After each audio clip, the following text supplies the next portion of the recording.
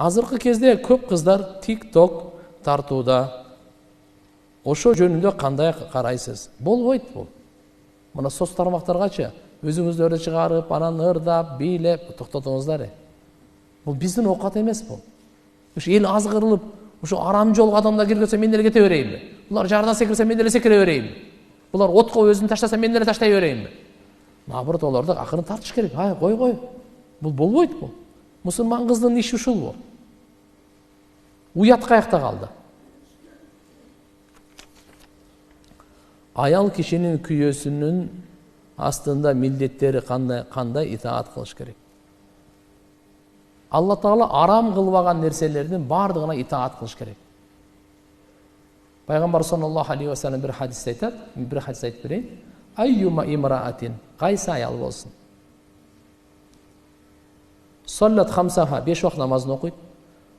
Самат шахраха, Рамазан айда орозосун тутат.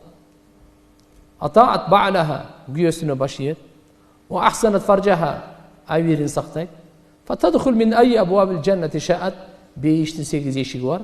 Кайсынысынан каласа кире берсин деди ушул аял. Кайсы 4 ишти кылса, 5 вакыт намазын таштабайт экен, 5 вакыт намазын окуйт экен, орозосун кармайт экен, фарыз орозосун. Күйөөсүнө баш ийет, өзүнүн авирин сактайт. Өзүнүн авирин сактайт. Мына күйөөсүнө баш ийүүдө Кудай кааласа иншалла, кеде күйөөңүз динсиз болуп калышы мүмкүн, ыйманы алсыз болуп калышы мүмкүн. Капа болбоңуз. Үйдө диний китепти окуп баштаңыз, акырын. Силер ансыз деле көп нерсени күйөөңүздөрдөн кылдырганды билесиңер го, жолдорун. Ал боюнча силер чеберсиңер, менен кыйын билесиңер. Ошондой эле динге алып келгенге дагы ойлонгула да. Бир нерсени алдырасыңар, бир жерге барасыңар, ар нерсе.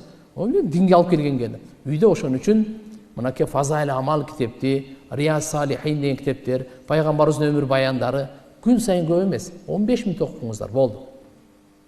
15 мүнөт сураныч, 15 мүнөт, 20 мүнөт кичине окуп коюңуз, болду. Бирок ошо чогуу окусаңыздар жакшы болот эле да. Аял бала чакага чогуу отурасыздар. Настроениясы жакшы. Бүгүн сиз окуңуз, эртең жолдошуңуз окусун, бүрсү күнү кызыңыз окусун, наркы күнү балаңыз окусун. Үйдө. Буда береке болот. Саардан кечке телевизор эле коюп эле таңгыр-туңгур балакат-санакаттар. Жотокто кичине руханий азыктанайлычы. Ахиретке даярданып, үйдө периштелердин чөйрөсү болсун. Шайтан эле кирип алып эле, шайтанга эле баягы мүмкүнчүлүк түзүп бере бербейин.